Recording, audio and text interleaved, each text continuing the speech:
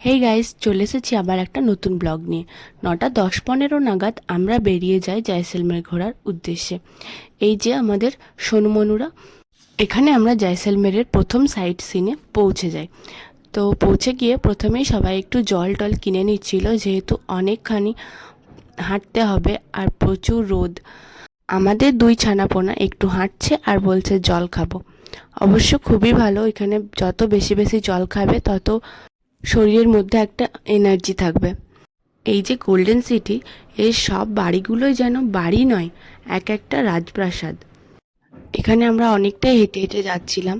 তো যতগুলো বাড়ি দেখছি প্রত্যেকটা বাড়ি খুব সুন্দর। রোদ দেখে আমি সোয়েটারটা পরলাম না, কিন্তু খুব ঠান্ডা লাগছিল। রোদের মধ্যে যাচ্ছি তখন গরম। এখানে হাভেলিগুলো দেখো কত উঁচু উঁচু আর কতটা সুন্দর, তা বলে বোঝানো যাবে না। চোখ দুটো যেন স্থির হয়ে গেছে, এতটাই সুন্দর। আর ওই দুদিকের হাভেলির মাঝ দিয়ে পাখি উড়ে যাচ্ছে আর দেখতে খুব সুন্দর লাগছিল। उपाधि दिया है यहाँ के राजा ने, यहाँ का जैन लोग को।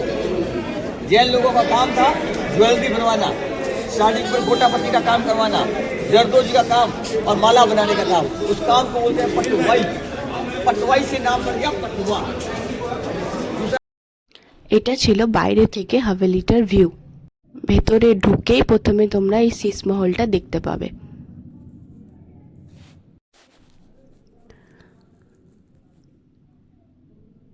আর এইটা ছিল নাকি ওনাদের মন্দির।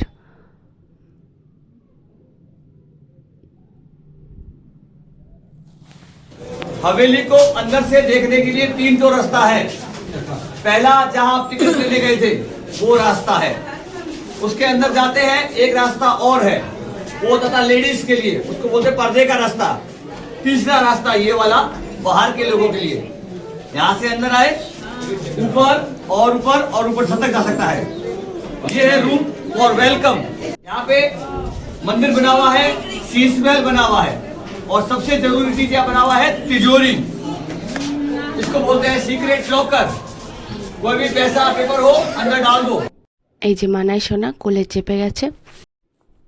এই যে ফ্যানটা দেখছো, এই ফ্যানটা নাকি দুদিক থেকে হাওয়া দেয়। তো এটা আমি একটু অবাক হয়েছিলাম।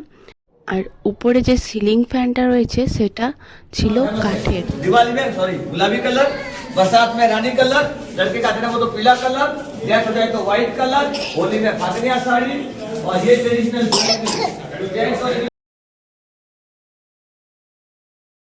আমরা এই হাভেলিটার চারপাশটা দেখতে দেখতে এগিয়ে যাচ্ছিলাম সামনের দিকে। এখানে ছিল বেডরুম আর একটা বাচ্চার দোলনা রাখা রয়েছিল। মেয়েদের যে 16 সিঙ্গার বলে সেইটা নাকি এখানে ড্রয়িং করা ছিল। দেখতে পাচ্ছ কত নিখুঁত কাজ। আমরা কিছুক্ষণ দাঁড়িয়ে খুঁটিয়ে খুঁটিয়ে দেখছিলাম সেগুলো। এটা ছিল ড্রেসিং রুম। এই হাভেলিটা গুমান চাঁদ পাটওয়া বানিয়েছিলেন তার ছেলেদের জন্য, কিন্তু তারা নাকি কখনো এখানে থাকতে পারেননি। জীবনলাল কোঠারি ওনাকে নাকি এটা বিক্রি করে দেন। এটা ছিল রান্নাঘর, আর এখানে অনেক কিছু জিনিস রাখা ছিল। দেখতে পাচ্ছ যে অরেঞ্জ জুসার, কী সব স্টোভ, তারপরে আরও নানান ধরনের নুডলস মেশিন। এখানে কি ফ্রিজ ছিল নাকি কেরোসিন দিয়ে চলতো এই ফ্রিজ। সব কিছু পুরোনো দিনের জিনিসগুলো সব রাখা ছিল। এই জায়গাটা ছিল তাদের বসার জায়গা। ওই যে হোয়াইট কালারের যেটা দেখছো সেটা নাকি হিটার ছিল, কেরোসিন দিয়ে নাকি সেটা চলতো। আরও নানান ধরনের জিনিস এখানে রাখা ছিল। এখানে দাবা, পাশা, এগুলো সব এখানে সাজিয়ে রাখা ছিল। ওনারা নাকি এখানেই খেলতেন। এই যে আমাদের দুই সোনামোনারা এখানে বসে কি করছে কেই জান। ওপর থেকে নিচটা দেখা যাচ্ছে। এখানে আমি একটু মনোর সাথে রিলস করছিলাম, আর ওর বাবিয়া উপর থেকে ক্যামেরাটা ধরে দিয়েছিল। এইখানে ছিল ডাইনোসরের ডিম, মানে ডাইনোসরের অনেক কিছু রাখা ছিল। এরপর আমরা এগিয়ে যাই সোনার কেল্লার দিকে। আমরা দাঁড়িয়েছিলাম জাস্ট সোনার কেল্লার বাইরে, বাইরে থেকে ভিউটা এনজয় করছিলাম। लॉर्ड रामा की मिलेगी, लॉर्ड कृष्णा की वंशज है। 44 जनरेशन चल रहा है। और 9 राजधानी है, 9वीं राजधानी है लॉर्ड कृष्णा की। हाँ, वंशज है, 44 जनरेशन चल रहा है। कृष्ण के वंशज है, यादव वंशी। इनको बोलते हैं छत्रालाव यादवपति। छत्र मतलब सोने का छत्र दिया हुआ भगवान कृष्ण का। গাইড দাদার কাছ থেকে স্টোরিটা শুনে নেওয়ার পর আমরা আবার আস্তে আস্তে আগের দিকে এগিয়ে যাই। এখানেও খুব খাড়ায় রাস্তা ছিল, উঠতে উঠতে হাঁপিয়ে গেছিলাম। চারিদিকটা পুরো গোল্ডেন। এটা কিন্তু সোনা দিয়ে তৈরি নয়, হলুদ চুনাপাথর দিয়ে বানানো, তাই নাকি সোনার মতো চকচক করে। এখানে উইন্ডোগুলো দেখো কতটা সুন্দর, আগেকার দিনের ঝুমকোর ডিজাইনে নাকি উইন্ডোগুলো করা। এই দিকে ছিল নানান ধরনের অস্ত্র, এটা মনে হয় বল্লভ, তারপরে চাবুক, এই সব জাতীয় নানান ধরনের জিনিস। এদিকে বন্দুক রয়েছে, তীর ধনুক। এটা ছিল রাজার বসার জায়গা।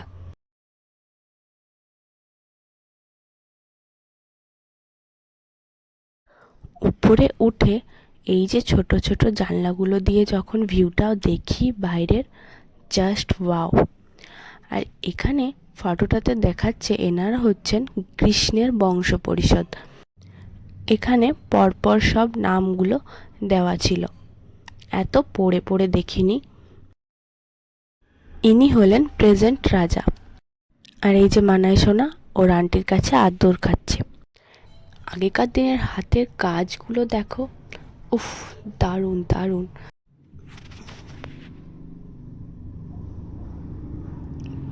তারপর আস্তে আস্তে আমরা আবার আগের দিকে এগিয়ে যাচ্ছিলাম।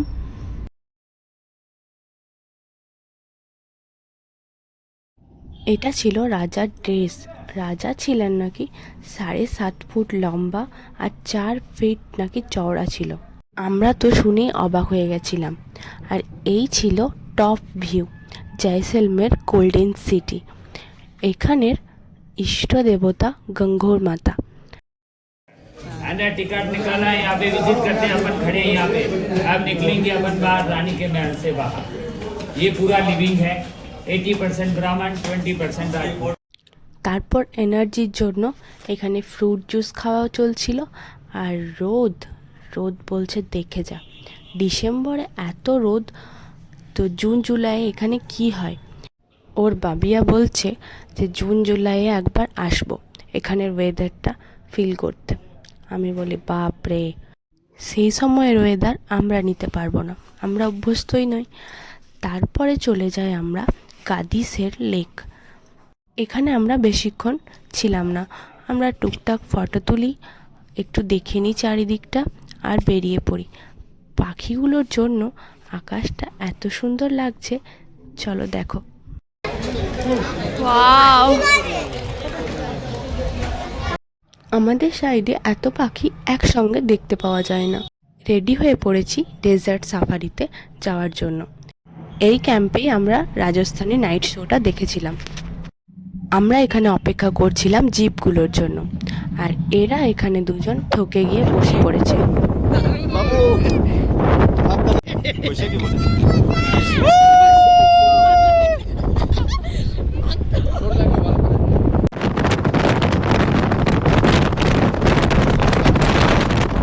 কত স্পিডে যে গাড়িগুলো চলছে সেটা যারা গেছে তারাই বুঝবে। মনে হচ্ছে এই পড়বো এই পড়বো।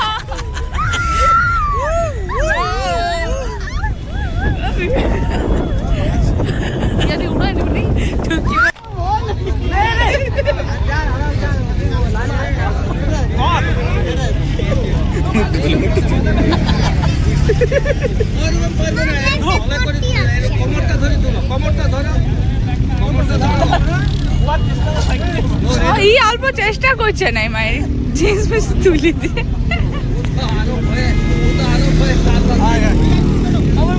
উঠে যাবে কি দেখো,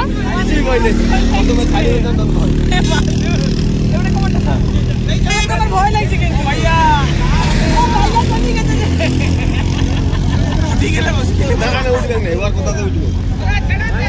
ভাইয়াকে ডাকো, মরি যাচ্ছে।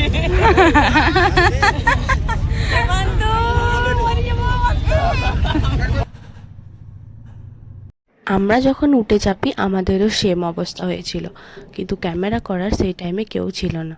তখন শিউলিদিরা কী করছিল কে জানে, আমাদের সময়টা ক্যাপচার করা হয়নি।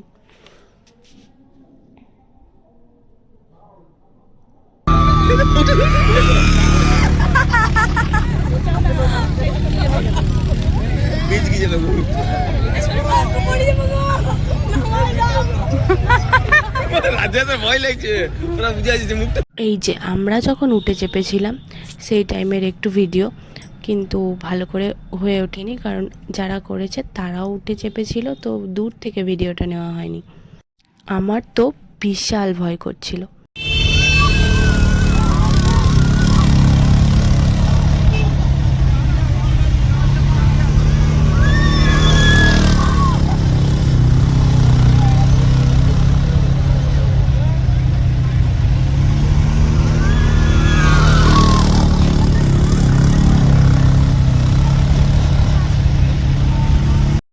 এই গাড়িটাতে বিরাট মজা পেয়েছিলাম।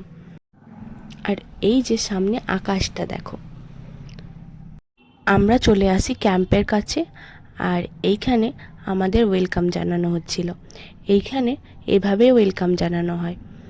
জয়সলমেরে যখন আমরা হোটেলে এন্ট্রি নিই তখনও এভাবে ওয়েলকাম করেছিল আমাদের।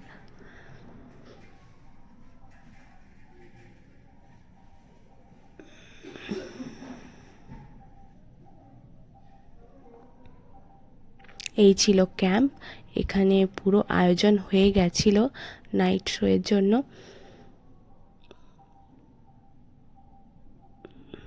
আমরা এখানে বসে পড়ি। বসে পড়ার সাথে সাথে আমাদের কফি চলে এসেছে, আর এই যে আমাদের স্ন্যাক্স। আর এই যে মনায় সোনা মনের সুখে খাচ্ছে, নিজের মনেই কোনো দিকে তাকায়নি। দুষ্টুমিটা দেখো শুধু, টুপি পরবে না, এত ঠান্ডা ও কিন্তু টুপি খুলে দিচ্ছে। এখানে বাচ্চাটা সামনে ডান্স করছে।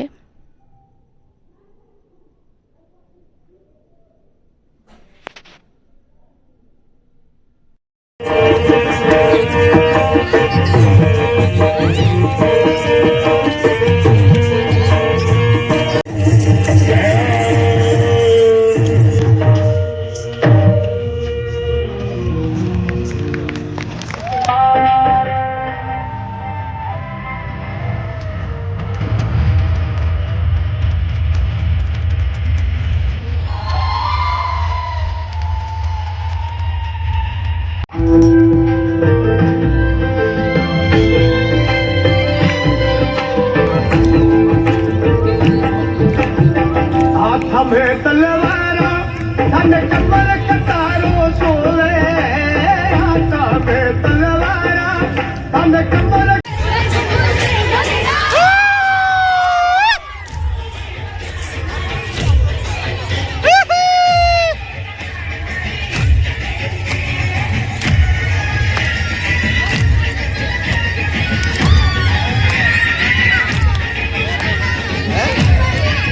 बोले नहीं कि ना